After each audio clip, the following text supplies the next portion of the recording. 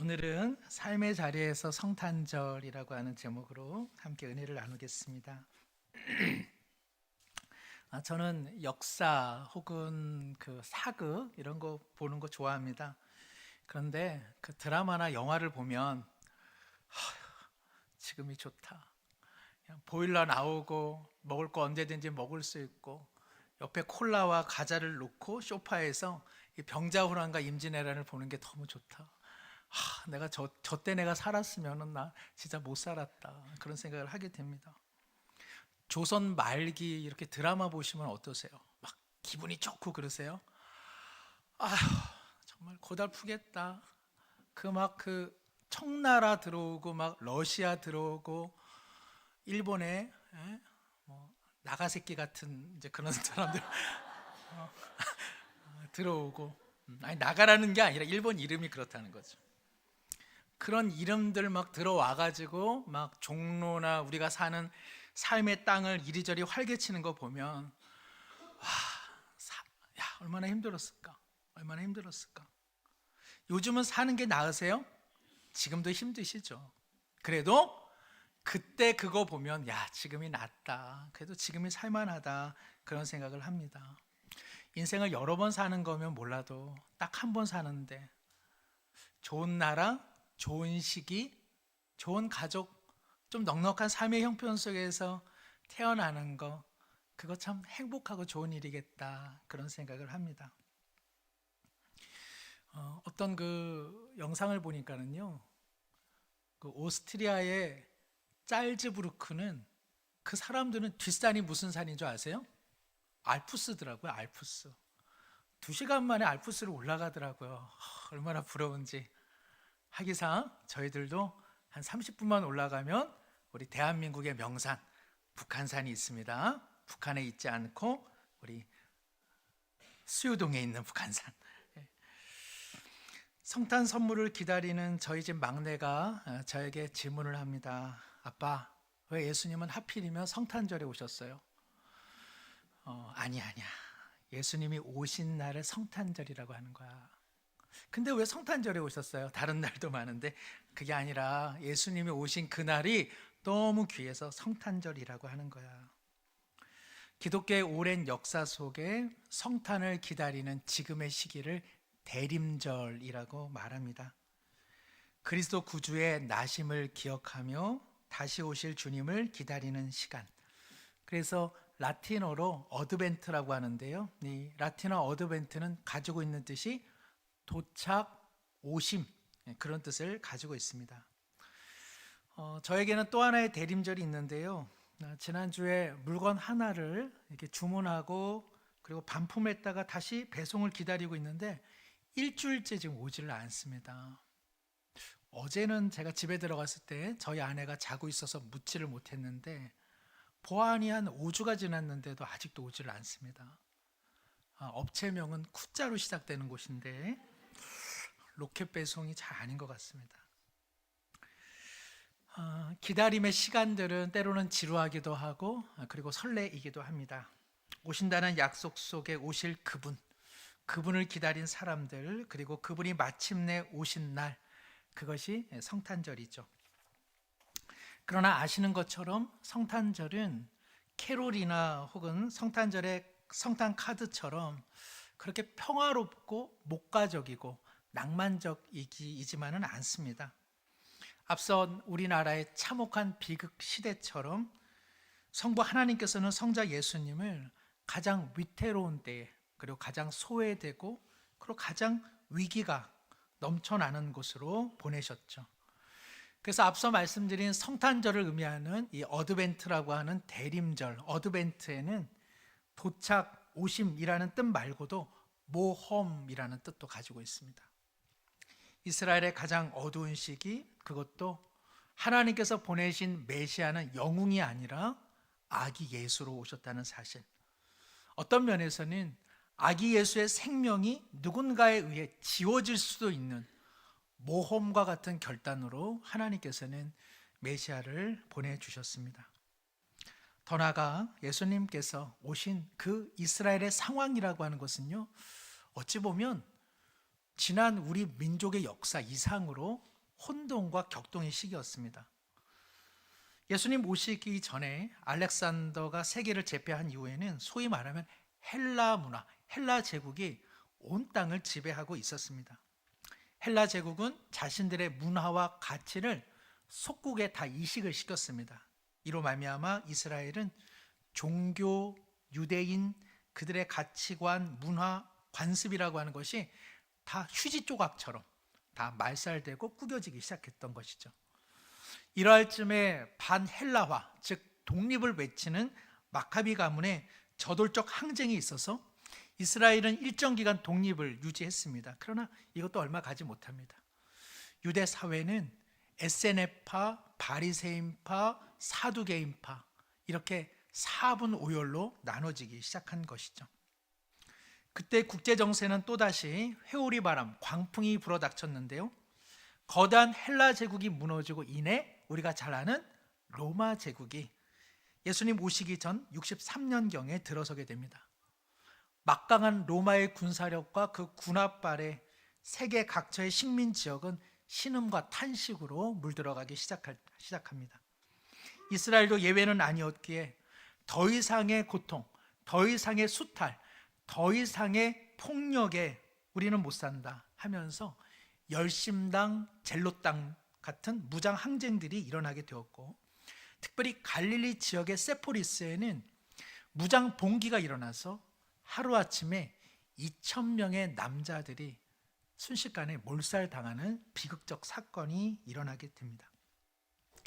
2,000여 명의 어제까지만 해도 나의 아버지였고 나의 아들이었던 그 남성들 2,000명이 살해되고 2,000개의 십자가가 세워진 것이죠.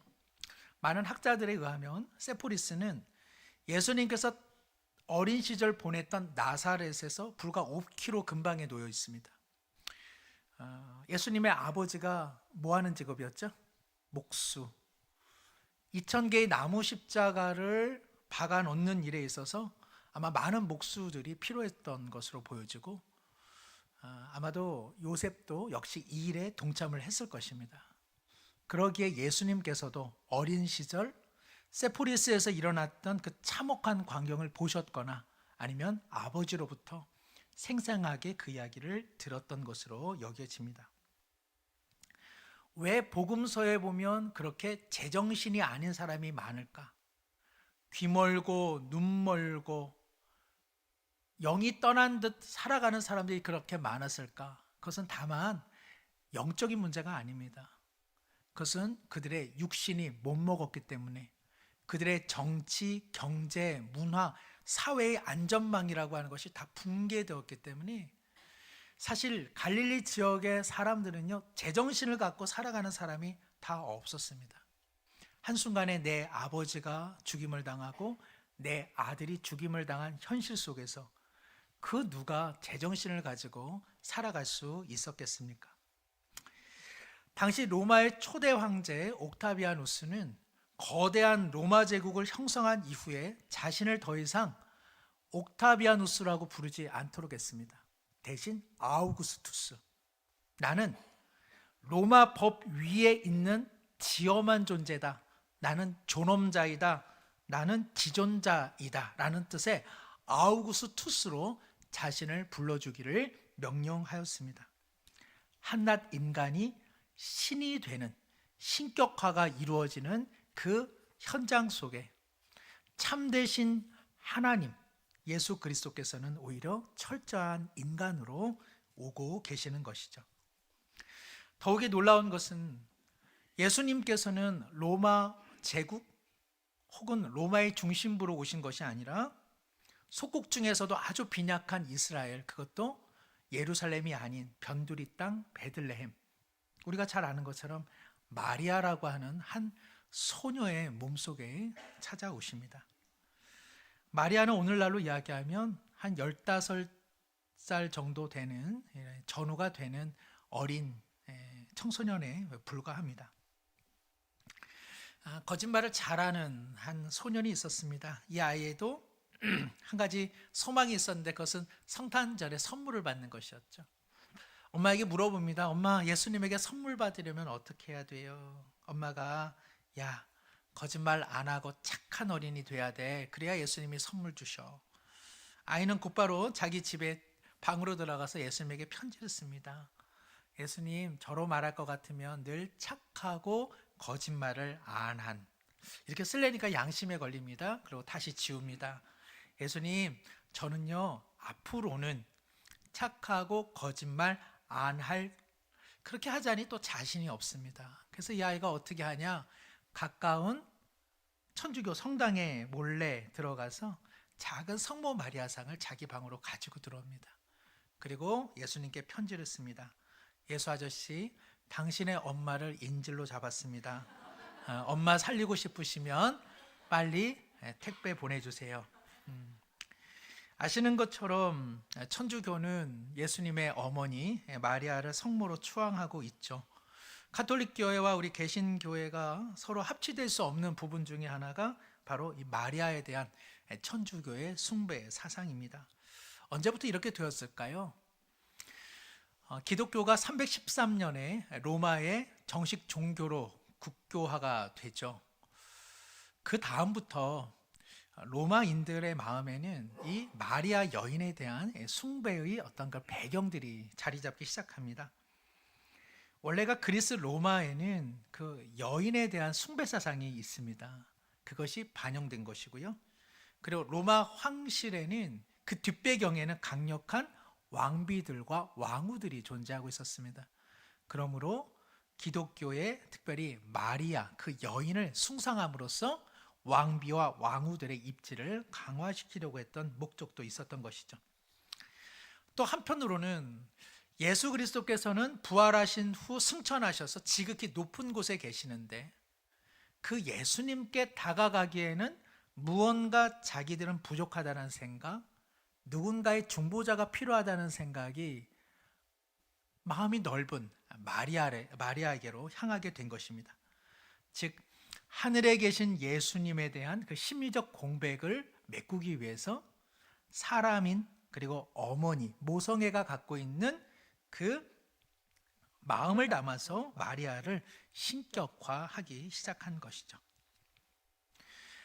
마리아는 자신의 선택을 따라 자신의 운명이 앞으로 신격화되리라, 이렇게 내 자신이 추앙되리라 그런 생각을 했을까요?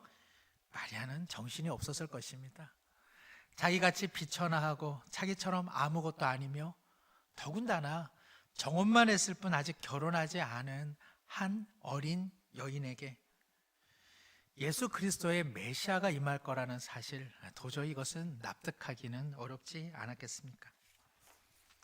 2013년에 미국의 펜타토닉스라고 하는 한 아카펠라 그룹이 마리아 당신은 아셨습니까? 그런 노래를 불렀습니다. 노래의 가사가 이렇습니다. 마리아여 아셨나요? 당신의 아이가 언젠가 물 위를 걸을 것이라는 걸. 마리아여 아셨습니까? 당신의 아기가 우리 자녀들을 구원할 것을. 마리아여 당신은 아셨습니까? 당신의 어린 아기가 맹인에게 광명을 줄 것을. 그리고 당신의 아기가 그 손으로 폭풍우를 잠재울 것을. 마리아여 당신은 아셨습니까? 당신이 작은 아기에게 입 맞출 때 실은 하나님의 얼굴에 입을 맞추고 있다는 것을. 마리아여 당신은 아셨습니까? 당신의 품에 잠든 그 어린 아기가 세상의 독생자라는 사실을. 마리아는 아무것도 몰랐습니다. 다만 천사 가브리엘이 뜻하지 않게 찾아와 구원자를 잉태하게 될 것을 분명히 이야기했을 뿐입니다. 마태복음에는 마리아가 아닌 요셉에게 천사가 나타나 그것도 꿈으로 알려줍니다. 그러나 누가복음에서는 천사가 직접 마리아에게 나타나서 이 소식을 알려줍니다. 마리아는 너무나 당혹스럽고 충격적인 이 사실 앞에서 뭐라고 이야기합니까? 오늘 38절에 마리아가 이르되 주의 여종이오니 말씀대로 내게 이루어지이다. 저는 이 고백이 한편으로는 참 진실되면서도 야, 이 고백이 정말 할 수 있었을 고백이었을까 하는 생각을 갖습니다. 아마 너무나 무섭고 너무나 두려워서 천사님께서 하신 말씀 다 이루어질 겁니다 하고 빨리 도망가기 위한 고백은 아니었을까. 그런데 이 고백의 진실성은 단순히 이 시점에서 마리아가 고백했기 때문이 아니라 마리아의 온 삶이 주의 말씀이 그녀의 삶에 이루어졌기 때문에, 그 결과가 있었기 때문에 이 여인의 고백이 지금 기록되어 있는 것 아니겠습니까? 천사의 말을 들은 마리아는 이 벅찬 마음, 그리고 너무 힘겨운 이 이야기, 그것을 사촌 언니이며 훗날 세례 요한의 어머니인 엘리사벳에게 찾아가서 털어놓습니다. 그리고 엘리사벳은 기적적으로 잉태하였기 때문에 이제 그 아이가 메시아임을 다시 한번 확인해 줍니다. 그럴 때 우리가 잘 아는 마리아의 찬가가 이렇게 고백되어지는데요. 누가복음 1장 우리 46절부터 55절, 조금 길지만 우리도 주님을 찬양하는 마음으로 함께 읽도록 하겠습니다. 46절입니다. 마리아가 이르되 내 영혼이 주를 찬양하며 내 마음이 하나님 내 구주를 기뻐하였음은 주의 여종의 비천함을 돌보셨음이라. 보라, 이제 후로는 만세의 날을 복이 있다 일컬으리로다. 능하신 이가 큰 일을 내게 행하셨으니 그 이름이 거룩하시며 긍휼하심이 두려워하는 자에게 대대로 이르는도다. 그의 발로 힘을 보이사 마음의 생각이 교만한 자들을 흩으셨고 권세 있는 자를 그 위에서 내리치셨으며 비천한 자를 높이셨고 줄이는 자를 좋은 것으로 배불리셨으며 부자는 빈손으로 보내셨도다. 그 종 이스라엘을 도우사 긍휼히 여기시고 기억하시되 우리 조상에게 말씀하신 것과 같이 아브라함과 그 자손에게 영원히 하시리로다 하니라. 아멘.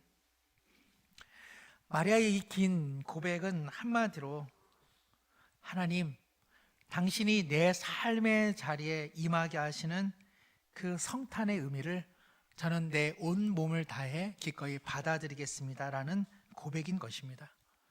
비록 비천하고 연약한 인생이지만 메시아를 통해서 세상을 새롭게 하실 그 일, 그것이 나의 삶의 자리에서 출발된다면 나는 내 삶의 자리를 결코 떠나지 않고 그것을 부인하지 않고 내 인생의 한 부분으로 맞아들이겠습니다. 그 고백을 하고 있는 것이죠. 물론 우리로서는 읽는 입장에서는 좋은 소식일런지는 몰라도 결혼하지 않은 젊은 소녀에게는 너무나 힘겨운 이야기가 아니었겠습니까? 아직 정혼하였으나 결혼하지 않은 요셉은 어떻게 설득시켜야만 했을까요? 또 가족들의 오해 어떻게 풀어내야 했을까요? 그리고 이 조그마한 동네 바닥에서 마리아를 향해서 얼마나 많은 사람들이 뒷담화를 하고 수근거렸겠습니까? 그리고 아들 예수는 한평생 저거 근본 없는 녀석이야, 이런 이야기를 주홍글씨처럼 삶에 메고 다녀야 하지 않았겠습니까? 그러나 마리아는 이것이 하나님의 뜻이라면 그 뜻이 내 삶에 이루어집니다 라고 고백하고 있는 것이죠. 그래서요, 성경을 가만히 보시면 누가복음에 마리아가 어떻게 그 삶 속에 하나님의 뜻이 이루어지기를 바랬는지가 잘 기록되어 있습니다. 누가복음 2장 18절 19절입니다. 제가 읽겠습니다. 듣는 자가 다 목자들이 그들에게 말한 것들을 놀랍게 여기되 마리아는 이 모든 말을 마음에 새기어 생각하니라. 아기 예수를 낳았을 때에 천사들이 목자들에게 나타나서 이제 너희가 구주 예수가 태어난 소식을 그 부모에게 다시 한번 알려주어라 이야기했을 때 목자들이 한 걸음에 찾아가죠. 베들레헴 한 여인숙에 기거하는 마리아와 요셉을 향해 오늘 당신의 삶 가운데 메시아가 나타나셨습니다, 출생하셨습니다 라고 고백할 때에 19절에 마리아가 그 말을 마음에 새기었다 이렇게 기록되어 있습니다. 출산한 이후에 얼마나 고통스럽겠습니까? 그렇죠? 저는 모릅니다. 그러나 저는 신장결석을 통해서 이 돌을 잉태하였다가 돌을 배출한 경험이 있기 때문에 그 엇비슷하다고 그러더라고요, 의사 선생님들께서. 그 고통스러운 현실 속에서, 그리고 기쁨과 그리고 막막함의 교차 지점 속에서 그 목자들이 달려와 했던 그 말을 이 어미 마리아는 가슴에 깊이 새겼습니다. 내가 낳았으나 그러나 태어난 이는 메시아이다. 같은 내용이 또 기록되어 있는데요, 누가복음 2장 49절입니다. 누가복음 2장 49절 제가 읽겠습니다. 예수께서 이르시되 어찌하여 나를 찾으셨나이까? 내가 내 아버지 집에 있어야 될 줄을 알지 못하셨나이까? 하시니 51절에 예수께서 함께 내려가사 나사렛에 이르러 순종하여 받드시더라. 그 어머니는 이 모든 말을 마음에 두니라. 예수님께서 12살이 되어서 유월절 명절을 세기 위해서 예루살렘 성전에 올라갔습니다. 성경을 읽으시다가 12이라고 하는 숫자가 나오면 정신을 조금 반짝 차리셔야 됩니다. 성경에서 12는 완전수입니다. 12지파, 12족속, 그리고 12제자. 예수님께서 12살에 예루살렘 성전에 올라갔다라고 하는 것은 예수님이 나는 하나님의 아들이며 나는 메시아이며 나는 구원자로 이 땅에 왔다는 자아인식, 자기인식이 충만하다라는 것을 의미하고 있습니다. 그래서 예수님께서는 예루살렘 성전에서 랍비들과 사흘 동안 토론을 하게 되죠. 이 사실을 모르고 길을 떠났던 예수님의 가족들이 다시 예루살렘 성전으로 돌아와서 소년 예수를 만나게 됩니다. 그때 소년 예수가 말하기를 아버지 집에 있어야 될 것을 모르셨습니까? 라고 반문하죠. 그때의 그 말을 어머니 마리아는 다시 한번 마음에 새겼다고 성경은 기록하고 있습니다. 낳았다, 그러나 소유하지는 않는다. 생이불유라고 하는 한자어가 있습니다. 날생자, 그러나 불유, 내가 소유하지는 않는다. 내 것인데 내 것이라 말하지 않는다. 그렇게 인정하는 것, 그것을 생이불유라고 합니다. 마리아의 삶은 이 한자어 생이불유 삶이었다고 해도 과언은 아닙니다.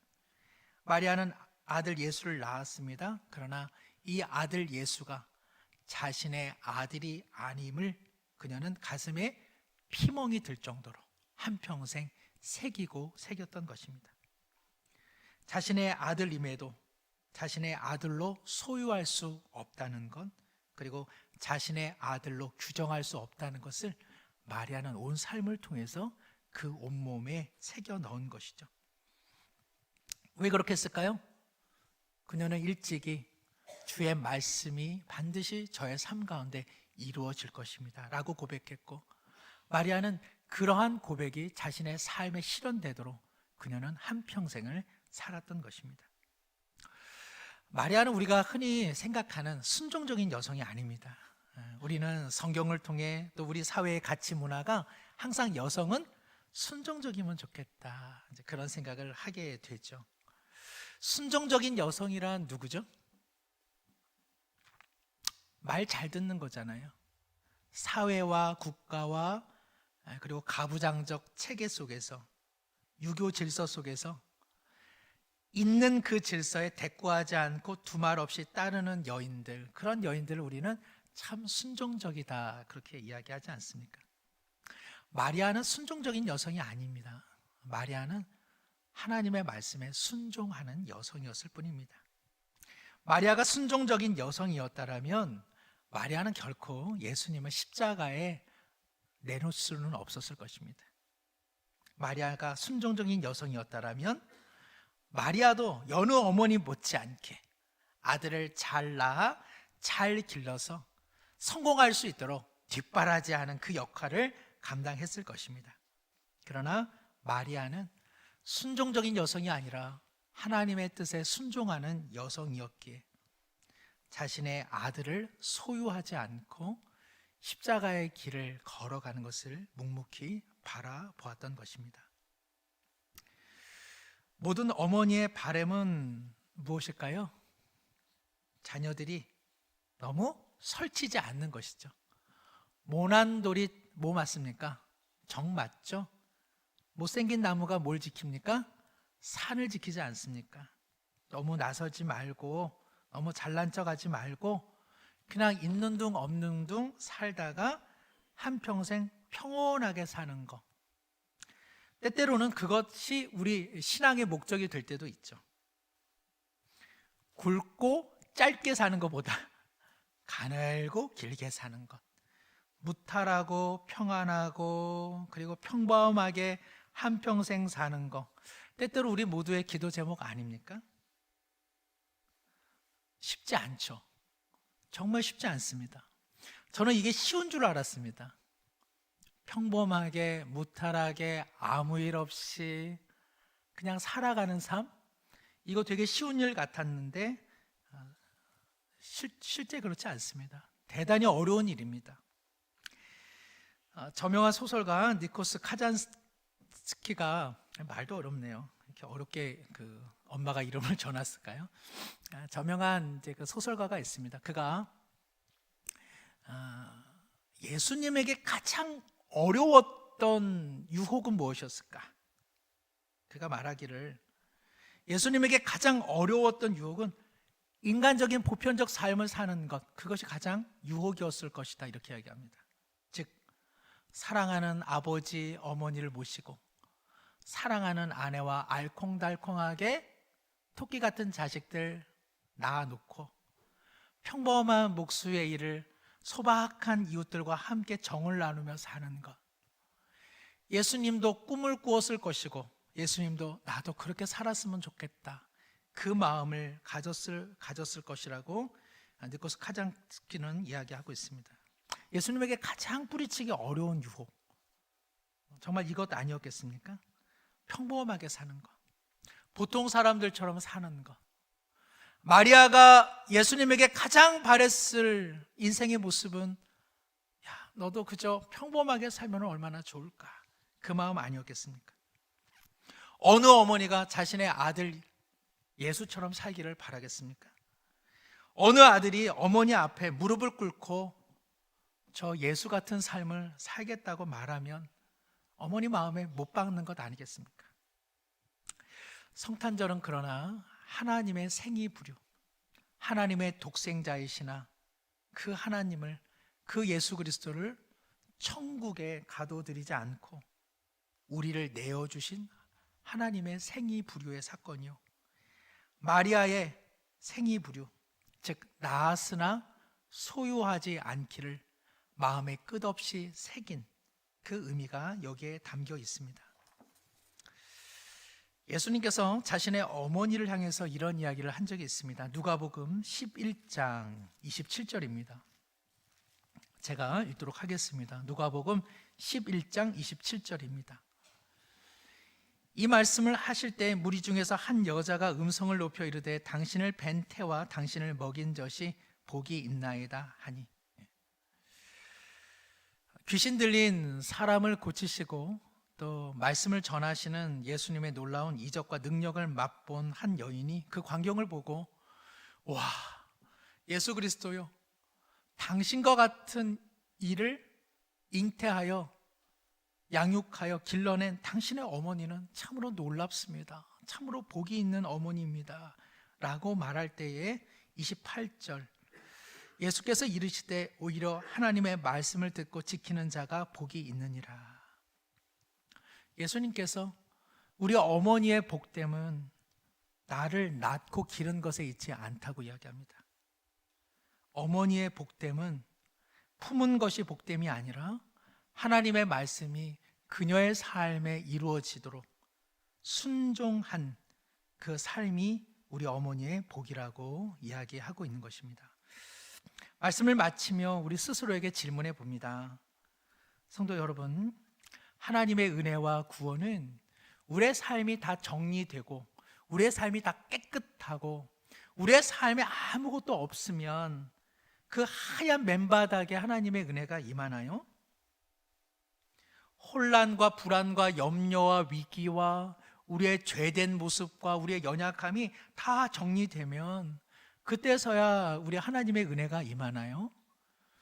어떤 분들에게 교회 나가자, 예수님을 믿자라고 말하면 한결같이 말하는 거, 삶이 좀 정리되고 내가 조금 온전해지고 내가 신앙생활 할 만한 위치에 서면 그때 하겠다라고 이야기합니다만, 우리 자신도 때때로 그런 생각을 합니다. 내가 다 정리되고 내가 다 온전해지고 그래야만 하나님의 은혜가 임할 것이다. 그렇지 않습니다. 성탄의 시기는 너무나 위기와 염려와 혼돈과 무질서의 시간들이었습니다. 그러나 그 모든 것을 뚫고 하나님은 은혜를 보내시는 것입니다. 오늘 우리의 삶에 정리되지 않은 부분이 있습니까? 정리되지 않은 그것을 우리가 정리할 수 있는 능력이 우리 가운데 있습니까? 혼돈과 위기와 불안과 염려를 우리 힘으로 타개할 만한 그러한 솜씨와 그런 재능이 우리 가운데 있습니까? 없습니다. 우리는 없기에 성탄의 자리가 오늘 우리의 삶에 언제나 임할 수 있다는 것입니다. 하나님은 정리하고 임하지 않으십니다. 우리의 삶이 불안과 염려와 위기와 막막함 속에 바로 그때에 하나님의 은혜는 얼마든지 임하는 것입니다. 마리아의 삶은 무엇이 정리된 삶이 아니었습니다. 그러나 마리아의 삶의 자리는 성탄의 은혜가 임하는 자리였던 것입니다. 또 한 가지, 우리의 삶에 혼란과 불안과 위기가 있다면 거기에 그리스도의 은혜가 임하기만 하면 우리의 삶은 일순간 달라질까요? 달라질 수도 있습니다. 우리의 삶이 일순간 정리될 수도 있습니다. 그러나 그것만이 하나님의 뜻은 아닙니다. 불안과 위기와 염려와 그리고 공포와 괴로움 속에 하나님의 말씀이 임하는 것은 다만 그것을 일순간 정리하겠다라는 뜻으로 임하는 것이 아니라 그 속에서 하나님의 순종의 길을 걸어가라고 우리에게 또한 말씀하시는 것입니다. 마리아는 자신에게 일어난 이 구원의 은혜를 그저 자기 한 목숨, 그저 자기 가정, 자기 자녀 무탈하게 그냥 한평생 살아가는 것 위에서 그렇게 신앙의 목적으로 삼지를 않았습니다. 우리가 하나님을 예배하고 경배하고 그리고 기도하고 의지하는 까닭은 무엇입니까? 남은 여생 길고 가늘게 무탈하게 아무 일 없이 천국 가는 것, 그것이 우리 신앙의 전부라고 한다면 우리는 마리아 앞에서 너무 부끄러운 신앙은 아니겠습니까? 어린 마리아 15살, 앞이 한 치 앞도 보이지 않는 한 여인이 메시아를 마음에 품을 때에 다만 주의 말씀이 이루어지는 한 생애를 살 수 있도록 주님 도와주시옵소서. 성탄의 마리아의 고백 속에 과연 우리의 신앙 고백은 무엇인지 다시 한번 생각해 볼 필요가 있습니다. 마리아의 복됨은 그녀가 예수 그리스도를 품었기 때문이 아닙니다. 예수님은 어머니 마리아의 복됨은 하나님의 말씀이 그녀의 삶에 이루어지도록 지키고 순종했기 때문이라고 친히 말씀하셨습니다. 생이부류, 내가 낳았으나 주장하지 않고 내가 섬겼으나 내 공로를 드러내지 않고 오직 내 남은 삶에 주의 말씀과 뜻이 이루어지기를 원합니다. 가슴에 피멍이 들도록 새기고 새겼던 성탄의 한 여인을 생각할 때 우리도 이 대림과 그리고 성탄의 시간 다시 한번 주님의 말씀을 지키고 또 그 말씀을 행함으로 복을 누리는 모든 우리 성도님들 되시기를 축복합니다. 기도하겠습니다. 하나님 아버지, 본격적으로 차가워지는 깊은 한겨울 속에 성탄의 밝은 빛으로 새 소망과 새 기대를 허락해 주시니 감사합니다. 낳았으나 소유하지 않은 하나님의 마음, 그리고 마리아의 마음이야말로 성탄절의 마음일진데 우리의 삶에 남은 한평생 주의 뜻이 이루어지는 순종의 사람이 되게 하여 주시옵소서. 깊은 어둠과 염려와 불안이 정리된 이후에 하나님께서 임하신 것이 아니라 그 불안, 그 괴로움, 그 공포, 그 탄식 속에 사랑하는 아들 예수 그리스도를 보내셨나니 오늘 우리의 삶이 비록 어둡고 힘겨울지라도 바로 이 자리가 은혜의 자리며 성탄의 자리임을 잊지 않게 하여 주시옵소서. 의지하오며 예수님의 이름으로 기도드리옵나이다. 아멘.